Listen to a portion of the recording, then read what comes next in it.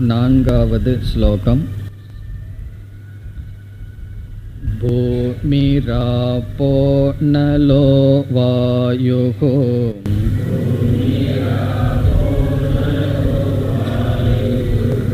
Come மனோ புத்திரேவ ச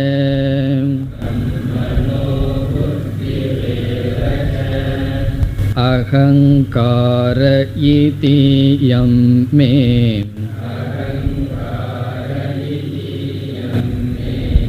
பின்னா பிரக்ருதிரஷ்டதா.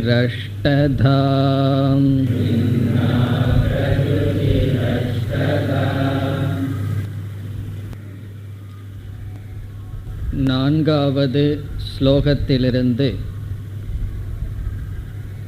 ஈஸ்வரனுடைய சொரூபத்தை பார்க்க ஆரம்பித்தோம். முதல் 3 ஸ்லோகத்தில் பகவான் இதற்கு பிறகு பேச இருக்கின்ற கருத்தை அறிமுகப்படுத்தி, இனிமேல் பேச இருக்கின்ற முக்கியமான தலைப்பான ஈஸ்வர ஞானம், அதை பேச துவங்கினார். சென்ற வகுப்பில் சில கருத்துக்களை பார்த்தோம். அதை சுருக்கமாக ஞாபகப்படுத்தி கொண்டுதான் தொடர முடியும். ஈஸ்வரக என்ற சொல்லில் 2 தத்துவம் அடங்குகின்றது. ஒன்று பிரம்ம, இனி ஒன்று மாயை. பிரம்ம தத்துவமும் மாயா தத்துவமும் சேர்ந்து ஈஸ்வரன் என்ற தத்துவம் வருகின்றது. இங்கு பகவான் ஈஸ்வரனை எப்படி அறிமுகப்படுத்துகிறார் என்றால், இந்த பிரபஞ்சத்துக்கு காரணமாக ஈஸ்வரன் அறிமுகப்படுத்தப்படுகிறார். இப்போ ஈஸ்வரன் என்பவர் சிருஷ்டிக்கு காரணமானவர். இந்த உலகத்திற்கு காரணமானவர் ஈஸ்வரன். இப்போ ஈஸ்வரனுக்கு லட்சணம் சிருஷ்டிக்கு காரணமானவர், படைப்புக்கு காரணமாக இருப்பவர். சாஸ்திரத்தில் அப்படிப்பட்ட காரணமான ஈஸ்வரனிடமிருந்து நாம் அனுபவிக்கின்ற இந்த படைப்பானது எப்படி வந்தது என்று பேசப்படுகின்றது. சிருஷ்டி எப்படி தோன்றியது, எவ்விதத்தில் இந்த உலகம் ஈஸ்வரனிடமிருந்து வந்தது என்று சாஸ்திரத்தில் பேசப்படும்.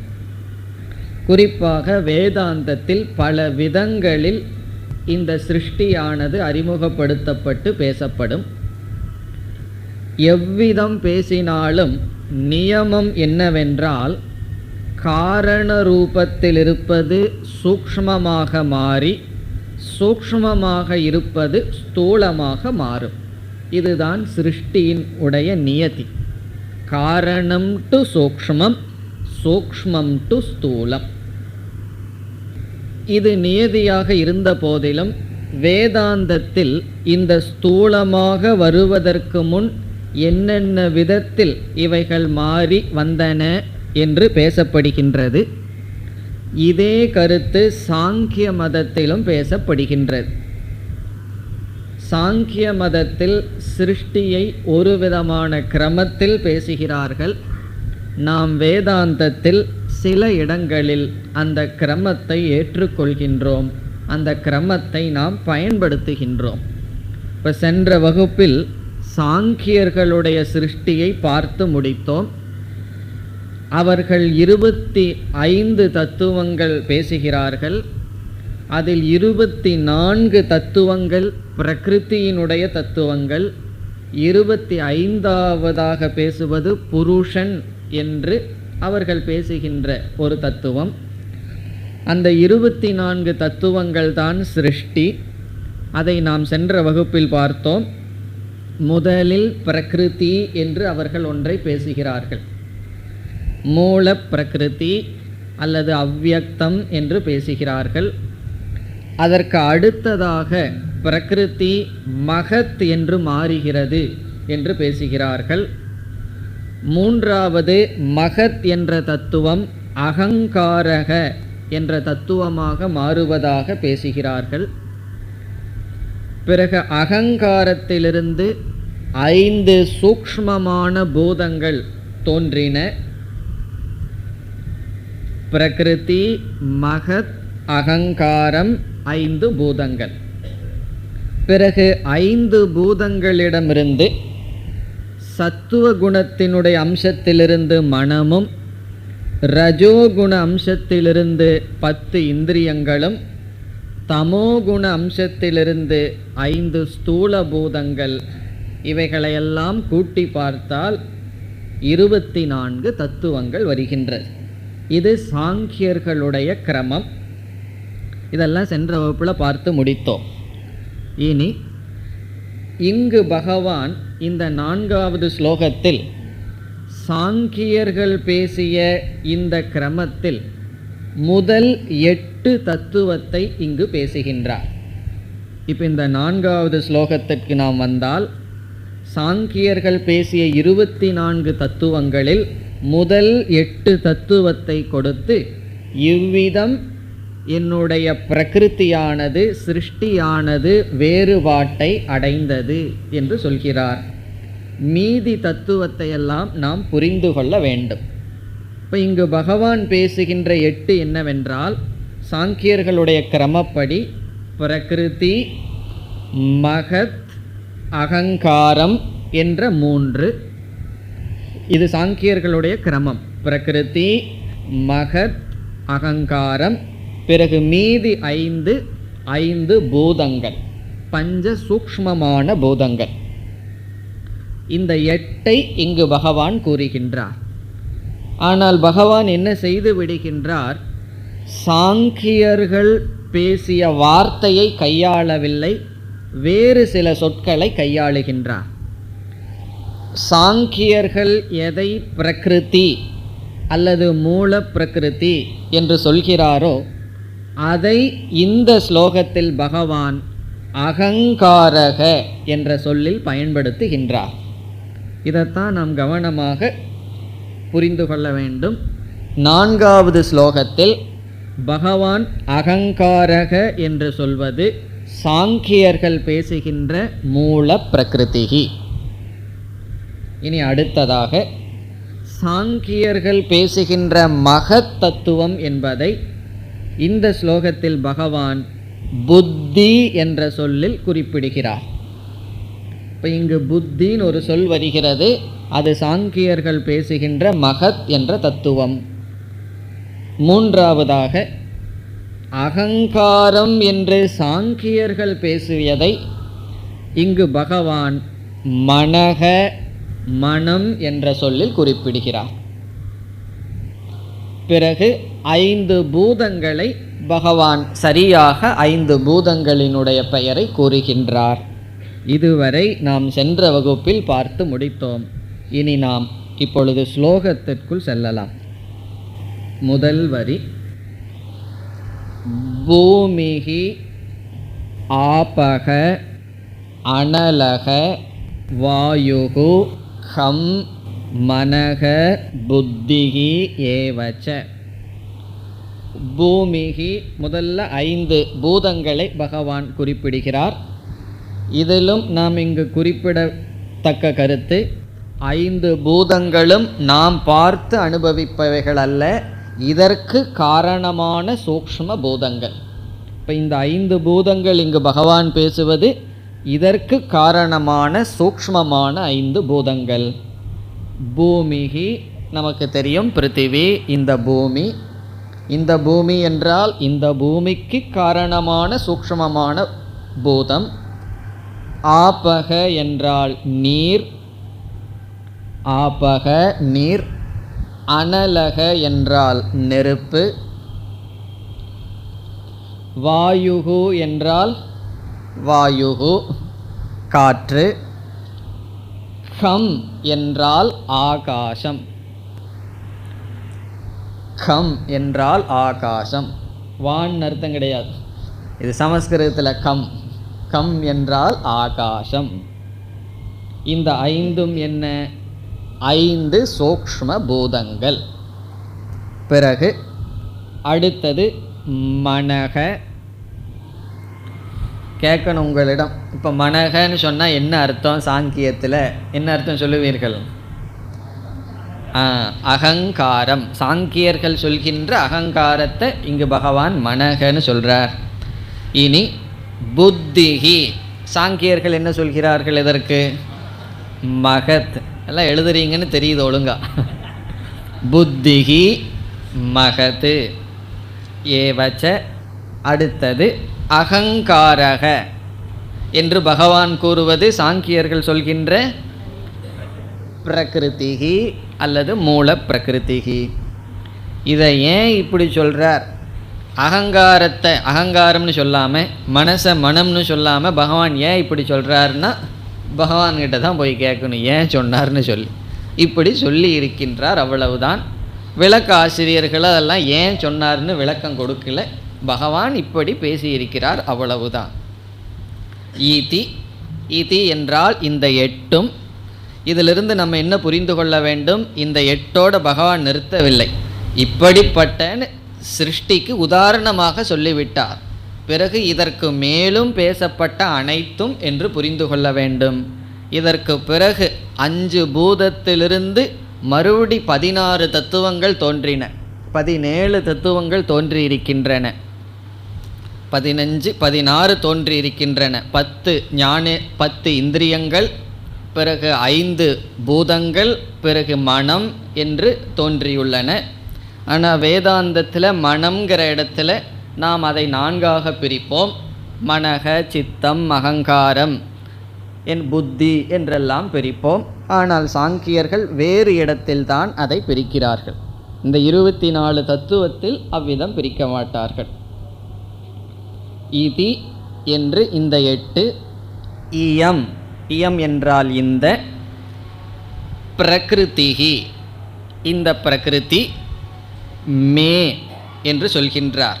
என்னுடைய இந்த பிரகிருதி அஷ்டதா பின்னா. அஷ்டதா என்றால் 8 விதமாக, பின்னா என்றால் பிரிவை அடைந்தது. இந்த சிருஷ்டியானது 8 விதமாக பிரிவை அடைந்திருக்கின்றது. அஷ்டதாங்கிறது கடைசி சொல். அஷ்டதா மே பிரகிருதிஹி பின்னா. என்னுடைய இந்த பிரகிருதி, இந்த சிருஷ்டியானது, இங்கே பிரகிருத்தின சிருஷ்டி என்று பொருள். இந்த பிரகிருதி சிருஷ்டியானது 8 விதமாக பிரிந்துள்ளது. இனியும் பகவான் தெளிவுபடுத்த போகின்றார். முதல்ல என்ன அறிமுகப்படுத்தி இருக்கின்றார்? ஈஸ்வரனை பற்றிய அறிவை கொடுக்க இந்த உலகம் 8 விதமாக பிரியப்பட்டுள்ளதுன்னு சொல்லியிருக்கார். இதிலிருந்து நாம் அனைத்து பிரிவையும் எடுத்துக்கொள்ள வேண்டும். எப்படியெல்லாம் இந்த உலகம் படைக்கப்பட்டிருக்கிறதோ அது அனைத்தும் இந்த 8க்குள் அடங்குகின்றது. இனி மேற்கொண்டு வருகின்ற ஸ்லோகத்தில் பகவான் மீண்டும் தெளிவுபடுத்துவார். 5வது ஸ்லோகம். அபரேயமிதஸ்த்வன்யாம் பிரகிருதிம் வித்தி மே பராம் ஜீவபூதாம் மகாபாகோ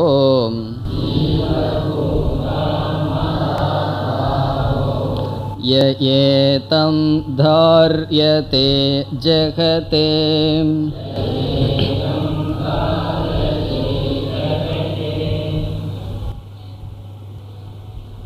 முதலில் பகவான் எந்த விதத்தில் விளக்கப் போகிறார் என்பதை பார்த்துவிட்டு பிறகு ஸ்லோகத்திற்குள் செல்லலாம். ஈஸ்வரனை பற்றிய ஞானத்தை கொடுக்கத்தான் பகவான் ஆரம்பம் செய்துள்ளார். ஈஸ்வரன் என்ற தத்துவம் பிரம்ம மாயா என்ற இரண்டினுடைய சேர்க்கை. பகவான் இங்கு என்ன சொல்கின்றார்? மாயா என்ற தத்துவத்தை தன்னுடைய கீழான பிரகிருதி அல்லது ஈஸ்வரனுடைய கீழான தன்மை என்றும், பிறகு ஈஸ்வரனிடம் இருக்கின்ற பிரம்ம தத்துவத்தை மேலான தன்மை என்றும் அழைக்கின்றார். இப்போ பகவான் ஈஸ்வரனை தானாக பாவித்து பேசுகிறார். இப்போ இந்த இடத்துல கிருஷ்ணர்னு சொன்னால் ஈஸ்வரன் எடுத்துக்கொள்ள வேண்டும். இப்போ என்ன சொல்கிறார், என்னிடத்தில் 2 தன்மை இருக்கின்றது, அல்லது ஈஸ்வரனிடத்தில் 2 தன்மை இருக்கின்றது. ஒன்று மேலான தன்மை, இனி ஒன்று கீழான தன்மை. அதற்கு பகவான் பயன்படுத்துகின்ற சொல் பரா பிரகிருதி, அபரா பிரகிருதி. இதுதான் பகவான் இங்கு பயன்படுத்துகின்ற சொல்.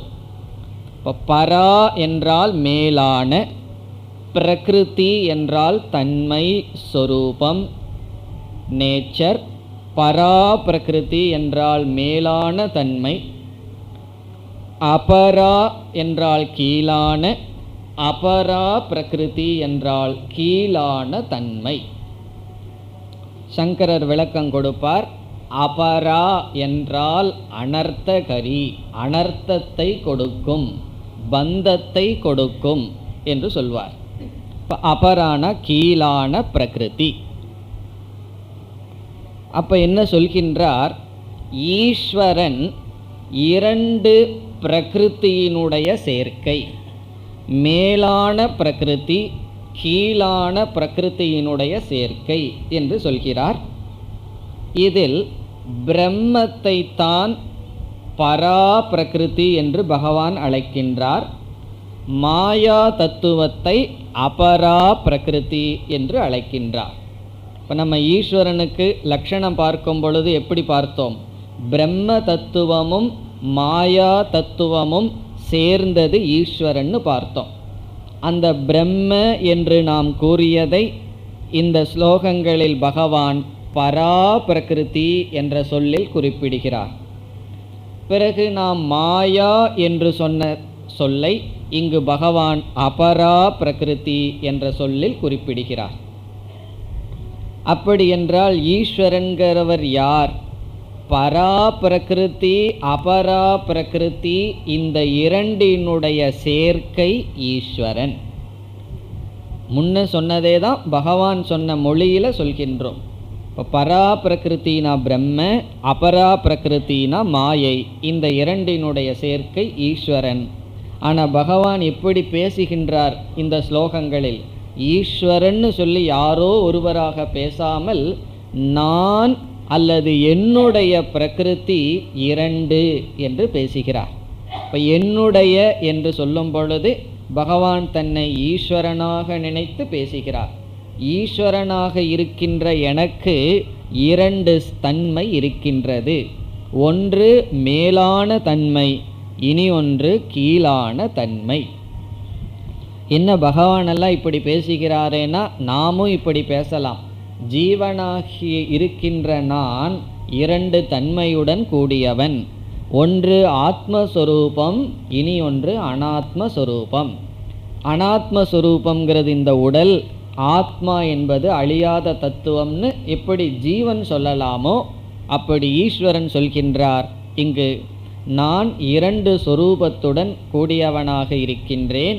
என்னுடைய ஒரு சொரூபம் மேலானது பரா பிரகிருதி அல்லது பிரம்ம, அழியாத சொரூபம்.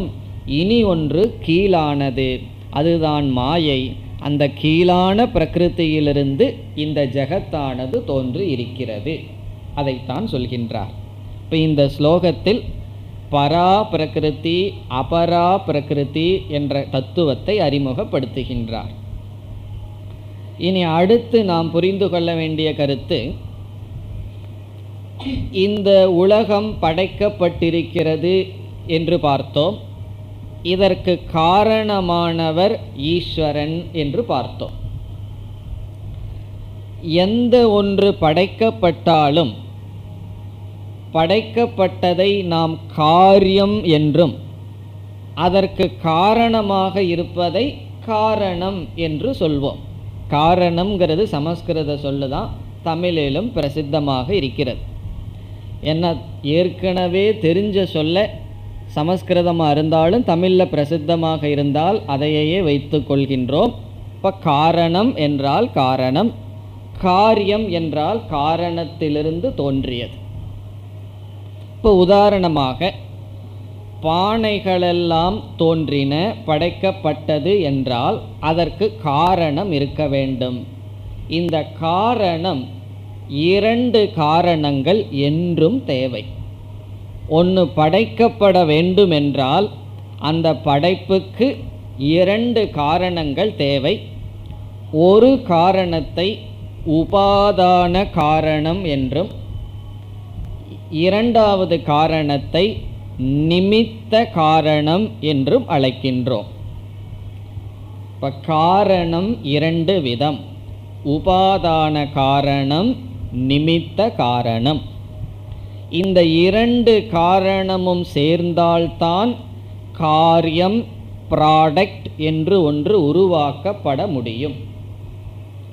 இனி உபாதான காரணம் என்ன, நிமித்த காரணம் என்ன என்றால், களிமண் பானை என்ற உதாரணத்தில் இப்பொழுது இருக்கின்றோம்.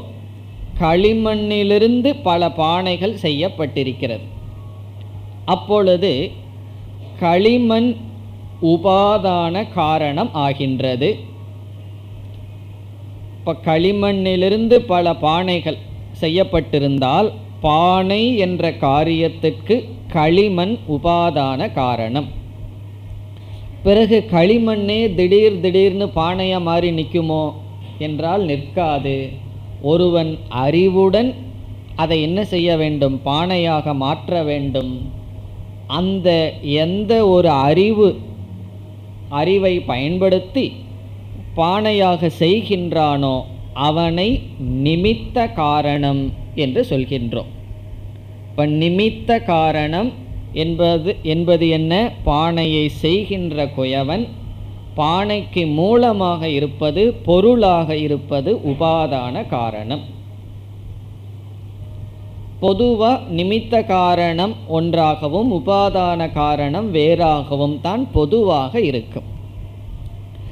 இது காரணத்தில் உள்ள விபாகம், பிரிவு.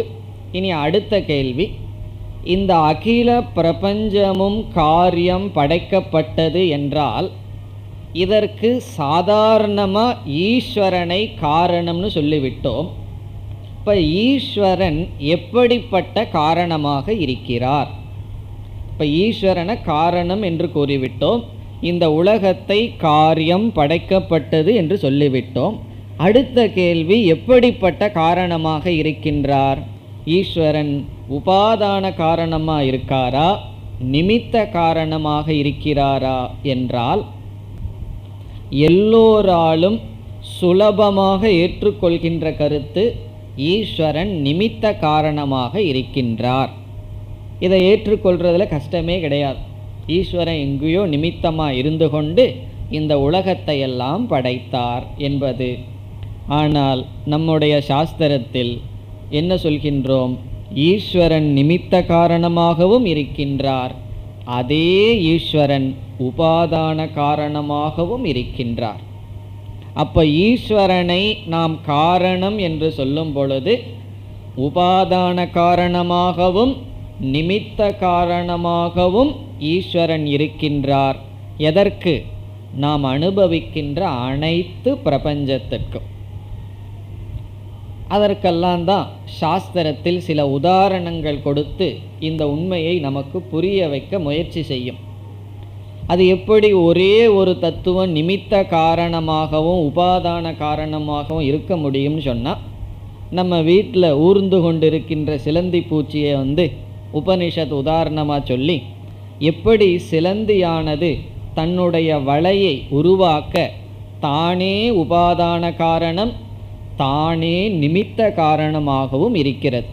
தன்னிடமிருந்தே வலையை செய்கிறது, தானே அது செய்கின்றதோ, அல்லது நம்முடைய உடலிலிருந்து வருகின்ற ரோமங்கள், இப்போ தலையில் முடி இருக்குது, அந்த முடியானது வருவதற்கு அது ஒரு காரியம்னு எடுத்துக்கொண்டால் அதற்கு நிமித்த காரணமாகவும் நம்ம தான் இருக்கோம், அதற்கு உபாதான காரணமாகவும் நாம் தான் இருக்கின்றோம் என்று சில இடங்களில் ரெண்டு ஒன்றாக இருப்பதற்கும் வாய்ப்பு இருக்கிறது. பானை விஷயத்தில் அப்படி இல்லை. உபாதான காரணம் வேற, நிமித்த காரணம் வேறு. கொயவன் தன்னையே பானையாக மாற்றி விடலையே. அவன் தனியாக இருந்துட்டு பானையாக அவன் மாறாமல் என்ன செய்கின்றான்?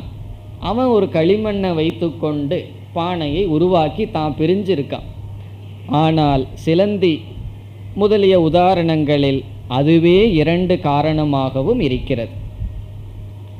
அதே போல இந்த பிரபஞ்சம் என்ற படைப்புக்கு ஈஸ்வரன் உபாதான காரணமாகவும் இருக்கிறார், நிமித்த காரணமாகவும் இருக்கிறார். இப்போ இந்த ஸ்லோகத்தில் பகவான் என்ன சொல்கின்றார்? என்னுடைய அபரா பிரகிருதி உபாதான காரணம், என்னுடைய பரா பிரகிருதி நிமித்த காரணம். அதுக்குள்ளே மறந்து போயிடலையே, பரா பிரகிருத்தினா என்ன, அபரா பிரகிருத்தினா என்ன?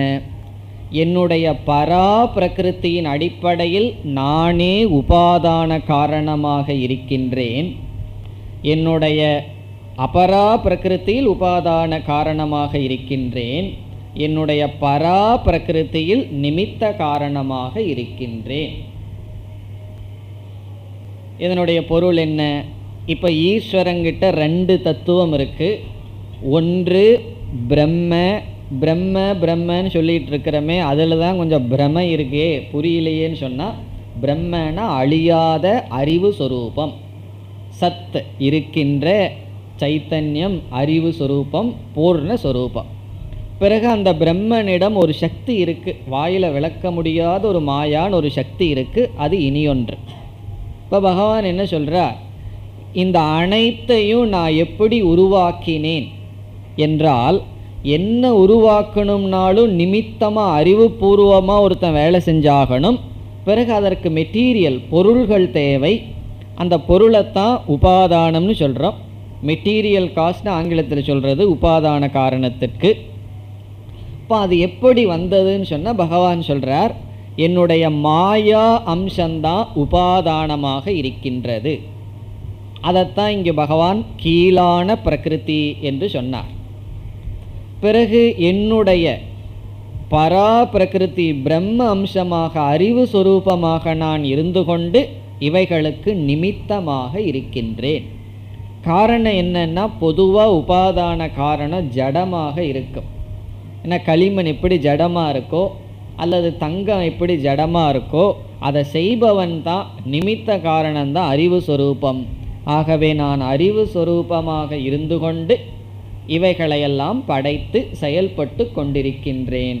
அப்போ இந்த ஸ்லோகத்தில் பகவான் என்னென்ன கருத்தை சொல்கிறார்? தன்னை 2ஆக பிரித்து தன்னிடம் பரா பிரகிருதி அபரா பிரகிருதி என்ற தன்மை இருப்பதாக கூறுகிறார். பகவானுடைய பரா பிரகிருத்தியை பகவானுடைய அல்லது ஈஸ்வரனுடைய சொரூபம் என்று சொல்ல வேண்டும். பகவான் அல்லது ஈஸ்வரனுடைய அபரா பிரகிருத்தியை ஸ்வபாவம் என்று சொல்லப்படுகிறது. இப்போ ஸ்வபாவங்கிறது மாயை, சொரூபங்கிறது பிரம்ம. இப்போ ஈஸ்வரனுடைய சொரூபம் என்னன்னா பிரம்ம, ஈஸ்வரனுடைய ஸ்வபாவம் என்னன்னு சொன்னால் மாயை. ஸ்வபாவம்னா அப்படி ஒரு தத்துவம் அவர்கிட்ட இருக்கு.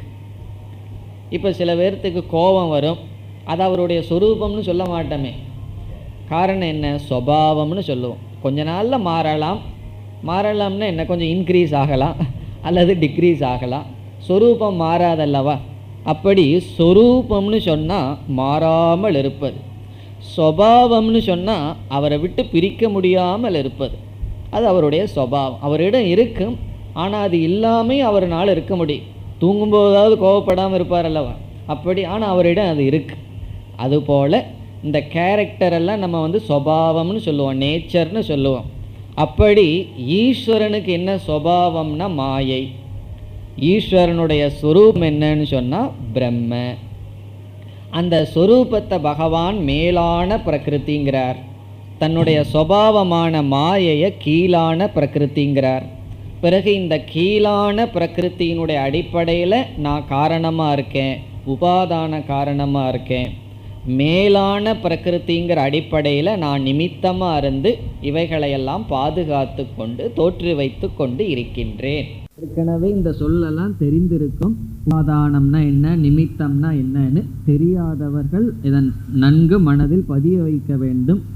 ஏன்னா இனிமேல் உபாதானம் சொல்லும்போது என்னமோ தானம் தானம் சொல்கிறாரே, என்ன தானம் இங்கே நடக்குது, இந்த மாதிரி அன்னதானம்லாம் கேள்விப்பட்டு இதென்ன உபாதானம்னா வேற ஏதோ தானமானலாம் நினைக்கக்கூடாது.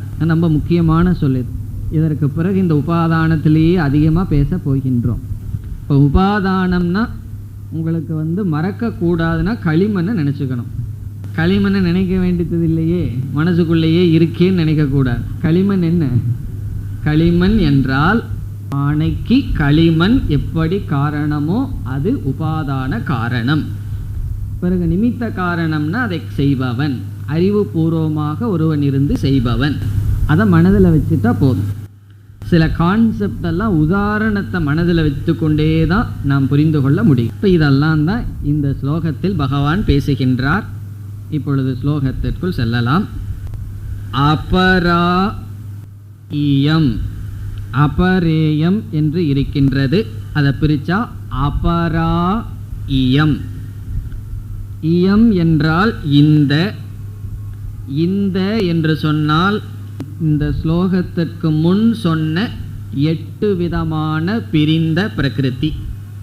இப்போ இயம் என்று சொன்னால் இதுவரை அறிமுகப்படுத்தப்பட்ட 8 பேதத்தையுடைய பகவானுடைய மாயா தத்துவம். இப்போ இயம் மாயா அல்லது பிரகிருதி. அதற்கு பகவான் ஒரு புதிய பெயர் கொடுக்கிறார், அபரா. அபரா என்றால் கீழானது. இதற்கு முன்னாடி நான் கூறிய 8 விதமாக பிரிந்த என்னுடைய ஒரு அம்சம், என்னுடைய ஒரு சுபாவம் அல்லது மாயை அபரா. அபரான கீழானது. அனர்த்தகரி, சம்சாரத்தை கொடுப்பது, நம்மை துயரத்தில் ஆழ்த்துவது, இந்த உலகமாக மாறுவது அபரா. அபராங்கிற இடத்துல ஒரு வார்த்தையை நம்ம சேர்த்திக்கணும். அபரா பிரகிருதி.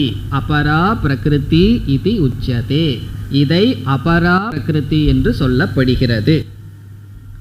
அதுவும் பகவானுடையது தான். காரணம் என்ன? இதற்கு முன்னாடி ஸ்லோகத்தில் என்ன சொன்னார்? மே என்னுடைய பிரகிருத்தின்னு சொன்னார்.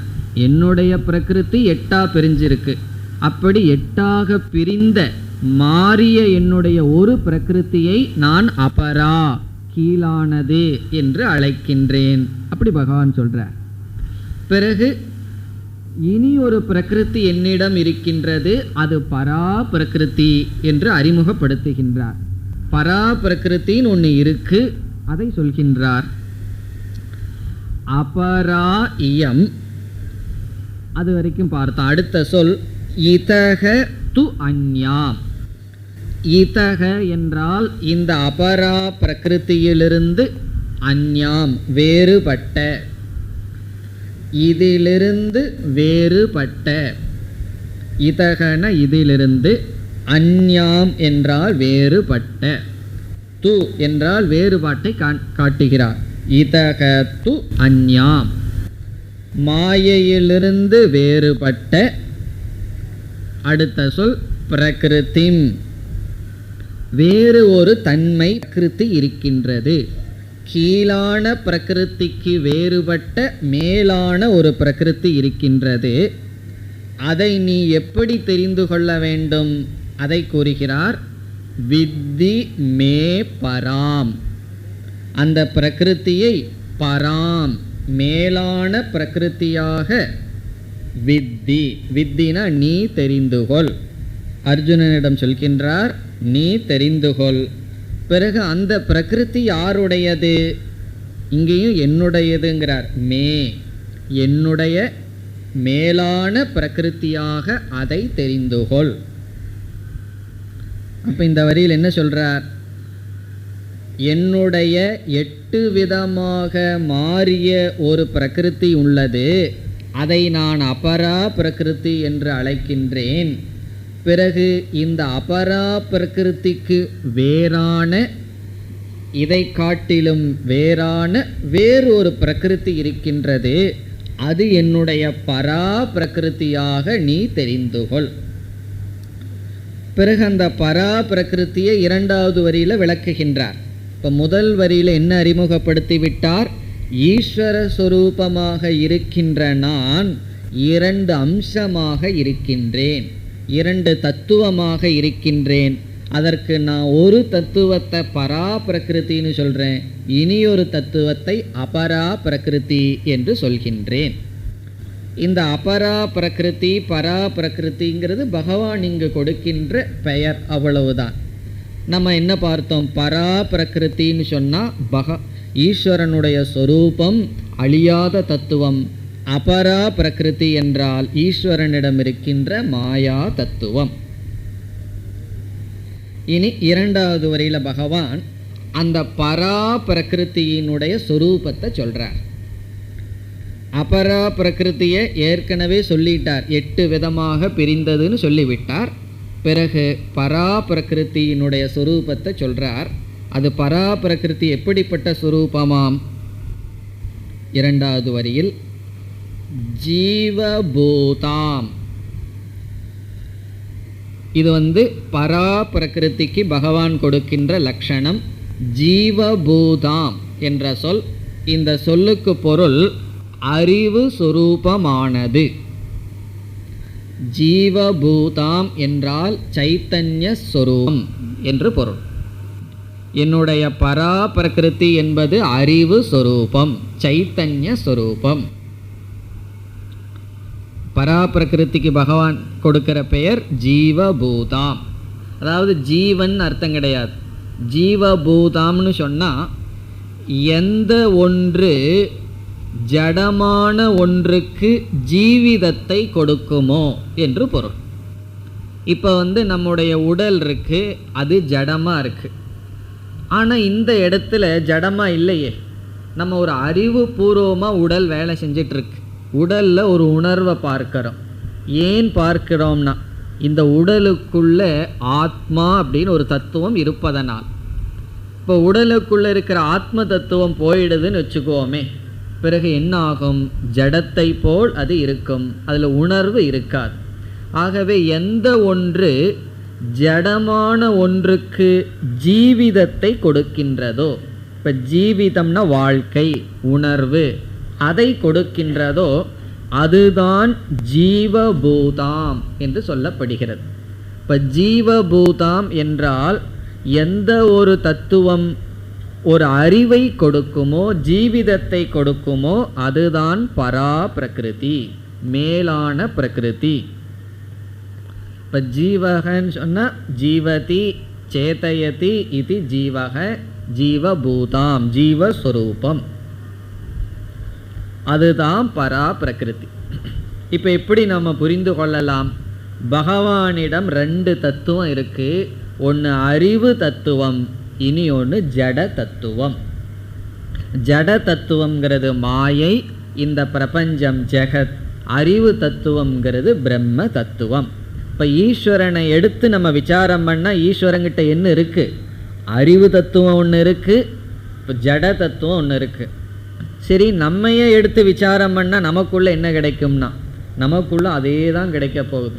ஜீவனை எடுத்து விசாரம் பண்ணாலும் அவனுக்குள்ளேயும் ஒரு சேதன தத்துவம் இருக்குது, ஜட தத்துவமான உடல் இருக்குது. இப்போ நம்மையை எடுத்து விசாரம் பண்ணால் நம்மைய 2ஆக நம்ம பிரிக்கலாம். உடல், இந்த உடலுக்கு உயிரூட்டும் அறிவு. ஈஸ்வரனை எடுத்து விசாரம் பண்ணால் மாயை அல்லது இந்த ஜெகத், இந்த ஜெகத்துக்கு அறிவை கொடுக்கும் அல்லது ஜெகத்தை இப்படி படைக்கின்ற அறிவு சுரூபம். பிறகு என்ன செய்ய போகிறோம்னா கடைசியில் இனிமேலெல்லாம் அந்த ஈஸ்வரனை பற்றியே விசாரம் பண்ணிகிட்டு இருப்போம். 13வது அத்தியாயத்துக்கு மேலே என்ன செய்ய போகிறோம்? அந்த ஈஸ்வரனிடம் ஒரு அறிவு தத்துவம் இருக்கே, இந்த ஜீவனிடம் ஒரு அறிவு தத்துவம் இருக்கே, இந்த 2ம் ஒன்றுதான் என்று ஐக்கியப்படுத்த போகின்றோம்.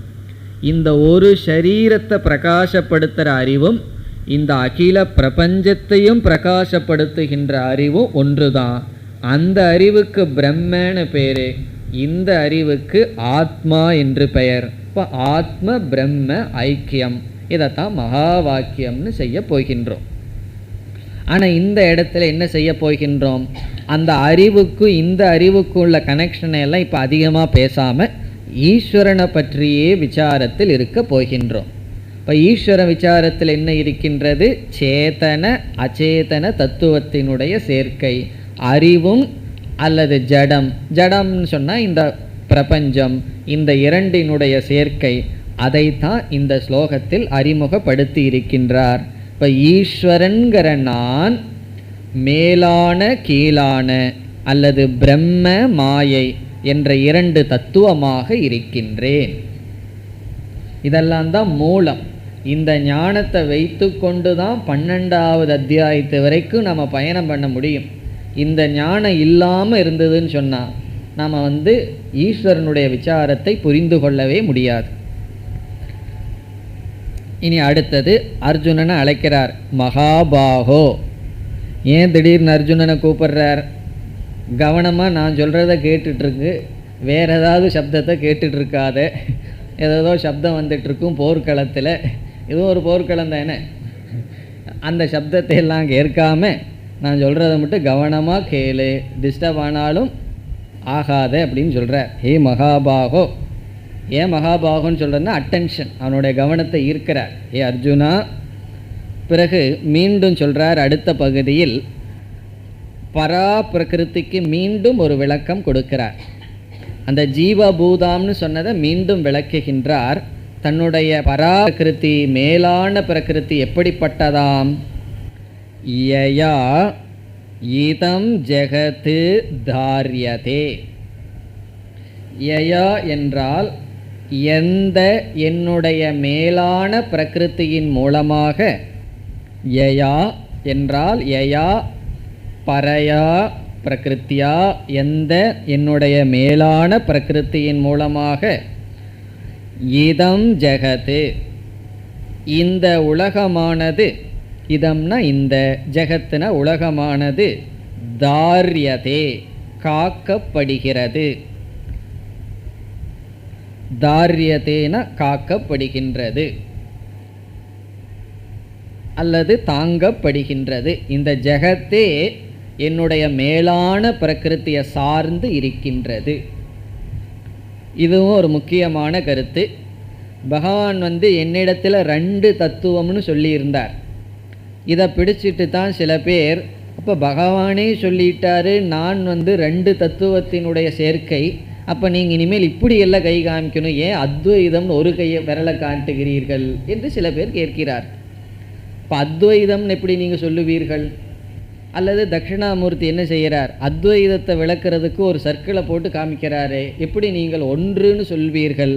பகவானே இப்படி தன்னை அறிமுகப்படுத்தியிருக்கார், நான் 2 பிரகிருத்தியாக பிரிஞ்சிருக்கேன்னு சொல்லியிருக்காரே, அப்போ 2 உண்மையாச்சே என்றால் துவைதமோ விசிஷ்டாத்வைதமோ தானே உண்மை, அத்வைதம் எப்படி உண்மைன்னு சந்தேகம் வரலாம்.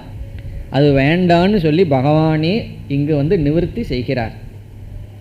எப்படி என்ன செய்கிறார்னு சொன்னால், என்னிடத்தில் 2 தன்மை இருக்குன்னு அறிமுகப்படுத்தினேன், ஆனால் ஒன்று சுதந்திரமாக இருக்கின்ற உண்மை, இனி ஒன்று என்னை சார்ந்து இருக்கின்ற பொய்யான தத்துவம்.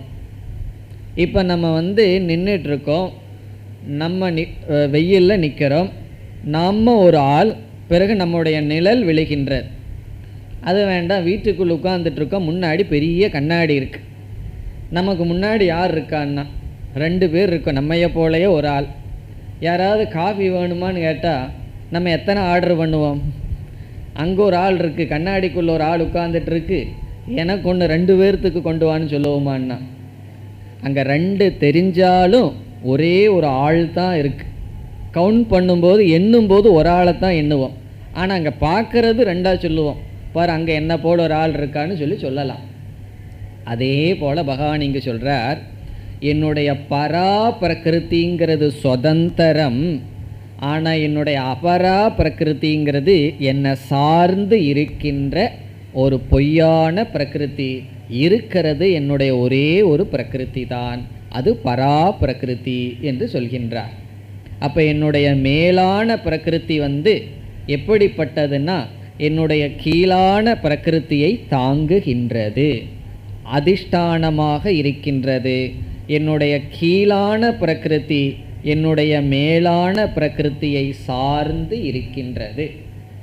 நம்ம இனிமேல் பார்க்க போவோம், எது உண்மை எது பொய், எது சத்தியம் எது மித்தியாங்கிற விஷயத்தில் எது சுதந்திரமாக இருக்கோ அது சத்தியம், எது ஒன்றை சார்ந்து இருக்கின்றதோ அது பொய், பொய்க்கு இனி ஒரு சொல் மித்தியா, அது உண்மை அல்ல. காரணம் என்ன? கண்ணாடிக்குள்ளே இருக்கிற நிழல் இருக்குது, என்னுடைய பிரதிபிம்பம் இருக்குது, அது என்னை சார்ந்து இருக்கு. அது இல்லாமல் நான் இருப்பேன், ஆனால் நான் இல்லாமல் அது இருக்காது. நிழல் நான் இருந்தால் அது இருக்கும், ஆனால் அது இல்லைன்னா நான் இல்லைன்னு சொல்ல முடியாது. அது இல்லாமலும் நான் இருப்பேன். அப்படி எது சுதந்திரமாக இருக்குமோ அது உண்மை, எது சார்ந்து இருக்குமோ அது பொய். இந்த கடைசி பகுதியில் பகவான் என்ன சொல்கிறார்? என்னுடைய அபரா பிரகிருதியானது என்னுடைய பரா பிரகிருதியை சார்ந்து இருக்கின்றது. இப்போ நான் ரெண்டுன்னு அறிமுகப்படுத்தினாலும் ஒன்று சுதந்திரமானது, ஒன்று சார்ந்து இருக்கின்ற தத்துவம், அதை கூறுகின்றார். யயா, எந்த பரா பிரகிருதியின் மூலமாக இதம் ஜெகத், இதம் ஜெகத்துங்கிறது பகவானுடைய அபரா பிரகிருதி, தாரியதே காக்கப்படுகின்றது. அப்போது என்னுடைய பரா பிரகிருதிக்கு தாண்டி சுதந்திரமாக இந்த அபரா பிரகிருதி நிற்காது என்ற கருத்தையும் இங்கு பகவான் கூறியுள்ளார். மேலும் இதை பகவான் பல இடங்களில் கூறப் போகின்றார். ஆங்காங்கு இந்த கருத்தை கூறுவார், ஆனால் இந்த இடத்திலும் பகவான் கூறியிருக்கின்றார். இப்போ இந்த 5வது ஸ்லோகத்தில் நமக்கு என்ன அறிவு கிடைத்துள்ளது? இப்போ ஈஸ்வரனை பற்றி அறிவு நமக்கு முழுமையாக வேண்டுமென்றால் ஈஸ்வரன் என்பவர் இந்த பிரபஞ்சத்திற்கு காரணமானவர். அதான் முதல் கருத்து. ஈஸ்வரன்னா ஜெகத் காரணம். பிறகு அடுத்த கருத்து, எப்பொழுதெல்லாம் காரணம் என்று சொல்கிறோமோ அப்பொழுது 2 காரணம் இருக்கும். இப்போ ஈஸ்வரன் எப்படிப்பட்ட காரணம்? 2 காரணம் என்னவென்றால் உபாதான காரணம், நிமித்த காரணம். இப்போ ஈஸ்வரன் 2 காரணமும் இந்த பிரபஞ்சம் என்ற படைப்புக்கு நிமித்த காரணமாகவும் உபாதான காரணமாகவும் இருக்கின்றார். அடுத்து இந்த இடத்துல நம்ம புரிந்து கொள்ள வேண்டிய கருத்து, ஈஸ்வரன் எதன் அடிப்படையில் உபாதான காரணம், எதன் அடிப்படையில் நிமித்த காரணம்? அப்பொழுது பகவான் என்ன சொன்னார்? என்னை நான் 2ஆக பிரித்துள்ளேன், மேலான தத்துவம் கீழான தத்துவம் என்று. என்னுடைய மேலான தத்துவத்தில் பரா பிரகிருத்தியின் அடிப்படையில் நிமித்த காரணம், அபரா பிரகிருத்தியினுடைய அடிப்படையில் உபாதான காரணம். பிறகு அடுத்த கருத்து என்ன? என்னுடைய மேலான பிரகிருதி தான் கீழான பிரகிருத்தியை தாங்கிக் கொண்டு இருக்கின்றது. இதெல்லாம் இந்த 2 ஸ்லோகத்திலிருந்து நாம் புரிந்து கொள்ள வேண்டிய கருத்து. ஒரே நாளில் ரொம்ப திணிச்சிட்டீங்களே, கொஞ்சம் கொஞ்சமாக தானே சாப்பிடணும், ரொம்ப இருக்கேன்னா கஷ்டம் இல்லை. பகவான் இப்போ நம்ம என்ன கருத்தை பார்த்தோமோ இது இனிமேல் சொல்லாதீங்க, புரிஞ்சிடுது, போர் அடிக்குதுன்னு சொல்கிற வரைக்கும் பகவான் இதையவே சொல்ல போகின்றார். அதனால் இதற்கு மேல் இப்போ நாம் பார்த்த கருத்தை மீண்டும் மீண்டும் பார்க்க போகின்றோம். சில சமயங்களில் நமக்கு அது தேவை, அதான அபியாசம்னு சொல்கிறது. மீண்டும் மீண்டும் செய்கிறது அபியாசம். அது ரொம்ப அபியாசம் பண்ணால் சில பேர் என்ன சொல்லுவார்கள் தெரியுமோ, அது எதுக்கு அரைச்சமாவையே அரைக்கிறதுன்னு சொல்லுவார்கள். அது தேவை தான். அரைச்சமாக அரைச்சா இன்னும் கொஞ்சம் சாஃப்டாகும். அப்படி நம்மளுடைய புத்தியில் நல்லா பதிகிறதுக்கு பகவான் இந்த கருத்தை மீண்டும் மீண்டும் சொல்ல போகின்றார். அதனால் இங்கே கொஞ்சம் கொஞ்சம் புரியாமல் இருந்தால் பிறகு நாம் புரிந்து கொள்ள போகின்றோம். அடுத்த ஸ்லோகத்திற்கு செல்லலாம். ஏதத்யோ நீனி பூதானி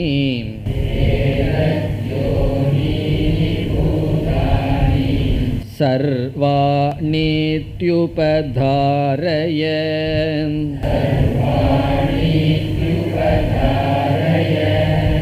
அகம் கிருத்ஸ்னஸ்ய ஜகதஹ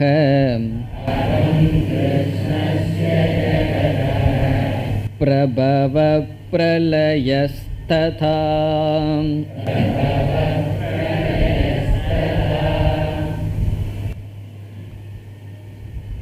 உபாதான காரணம் என்ற ஒரு சொல்லை பார்த்தோம். நிமித்த காரணம் என்ற சொல்லை பார்த்தோம். அந்த இரண்டுக்கும் இப்பொழுது இலக்கணத்தை பார்க்கலாம். உபாதான காரணத்திற்கு லட்சணம் என்ன, நிமித்த காரணத்துக்கு லட்சணம் என்ன என்று பார்க்கலாம். முதலில் உபாதான காரணத்திற்கு லட்சணம். சிருஷ்டி ஸ்திதி லய காரணம் உபாதான காரணம். இதுதான் உபாதான காரணத்துக்கு லட்சணம். சிருஷ்டி ஸ்திதி லய காரணம் உபாதான காரணம். நான் லட்சணத்தை சமஸ்கிருதத்திலேயே தான் சொல்லியிருக்கேன். ஆனால் உங்களுக்கு எல்லாத்துக்கும் அர்த்தம் புரிஞ்சிருக்கும். எது சிருஷ்டிக்கும் காரணமோ, எது ஸ்திதிக்கும் காரணமாகவும், எது லயத்துக்கும் காரணமாகவும் இருக்கிறதோ அது உபாதான காரணம். ஒன்று தோன்றுவதற்கு, ஒன்று நிலைத்திருப்பதற்கு, ஒன்று எதில் லயமடைகிறதோ அதற்கு எது காரணமோ அது உபாதான காரணம். இனிமேல் ஒரு காரியத்திற்கு இது காரணம்னு சொல்லி அது உபாதான காரணமானு கண்டுபிடிக்கணும்னா இந்த லட்சணம் பொருந்துதான்னு பார்க்கணும். களிமண் என்பதிலிருந்து விதவிதமான பானைகள் செய்யப்பட்டிருக்கிறது. இப்போ நமக்கு களிமண்ணையே விட்டுருவோம். பானைக்கு என்ன உபாதான காரணம்னு கண்டுபிடிக்கணும். பிறகு அடுத்த கேள்வி என்ன, பானை எதிலிருந்து உற்பத்தி செய்யப்பட்டது, எதில் இருப்பதனால் அது பானையாக இருக்க முடிகிறது, மீண்டும் உடைந்து விட்டால் எதில் போய் லயமடைகிறதுன்னு பார்க்கணும். அப்படி பார்த்த என்ன, களிமண்ணிலிருந்து தோன்றியது, களிமண் இருக்கும் பொழுது அந்த பானை ஸ்திதி இருக்கின்றது, லயம் களிமண்ணை பிறகு பானையை உடைத்து விட்டால் மீண்டும் களிமண் ஆகிவிடுகின்றது. ஆகவே களிமண்ணானது உபாதான காரணம். அதேபோல நகைகள் தங்கத்திலிருந்து தோன்றியது, தங்கம் இருக்கிற வரைக்கும் நகை இருக்கும், மீண்டும் நகையை நாம் உருக்கினால் தன்னுடைய உபாதான காரணமான தங்கமாகவே இருக்கின்றது என்று சிருஷ்டிக்கும் காரணமாக இருந்து, ஸ்திதிக்கும் காரணமாக இருந்து, லயத்துக்கும் காரணம், அதாவது தன்னுடைய காரணத்தில் எது லயமடைகிறதோ அது உபாதான காரணம். இனி நிமித்த காரணத்துக்கு லட்சணம். சிருஷ்டி மாத்திர காரணம் நிமித்த காரணம். எது சிருஷ்டிக்கு மட்டும் காரணமோ அது நிமித்த காரணம். உற்பத்தியாகிறதுக்கு மட்டும் துணை புரிவது நிமித்த காரணம். யாருன்னா குயவன், அல்லது நகையாக இருந்தால் நகையை செய்பவன், இவர்களெல்லாம் உற்பத்திக்கு மட்டும் காரணமாக இருக்கிறார்கள். அதற்கு பிறகு அவர்களுடைய உதவி அங்கு தேவையில்லை. இப்போ சிருஷ்டி மாத்திர காரணம். அதனால தான் பானையை செய்து வைத்ததற்கு பிறகு அந்த குயவனுக்கும் பானைக்கும் சம்பந்தம் கிடையாது. வீட்டில் வாங்கிட்டு வந்து பானையை உடைச்சிட்டோம் அப்படின்னா அதுக்கு அவன் பொறுப்பு கிடையாது. நீ தான் செஞ்ச, ஏன்னா செய்கிறதோடு என்னுடைய வேலை முடிஞ்சுது, அதை உடைக்கிறதும் உடைக்காததும் உன் கையில் இருக்குன்னு சொல்லிவிடுவான். சிருஷ்டி மாத்திர காரணம். உபாதான காரணம்னா அப்படி இல்லை.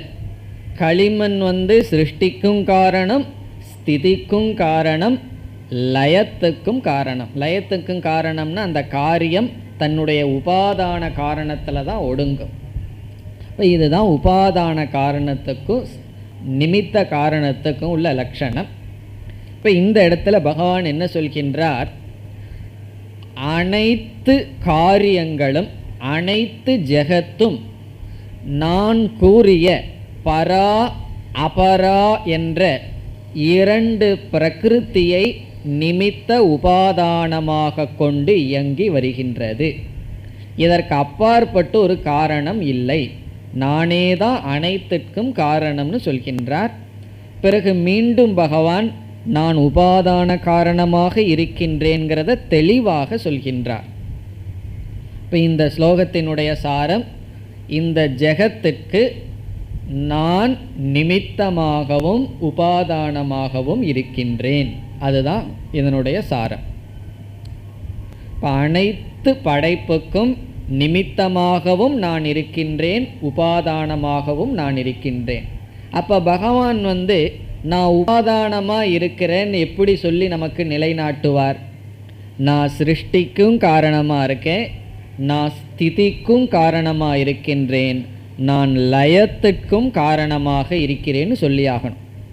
அனைத்து ஜெகத்துக்கும் பிரபவகன உற்பத்திக்கும் நான் தான் காரணம், அது ஸ்திதிச்சு நிலையாக இருக்கணும்னா நான் தான் காரணம், அது எங்கே ஒடுங்குதுன்னாலும் நான் தான் காரணம், பிறகு உபாதான காரணமும் நான் தான், நிமித்த காரணமும் நான் தான், அறிவு சொரூபமாக இருந்து என்று அறிமுகப்படுத்துகின்றார்.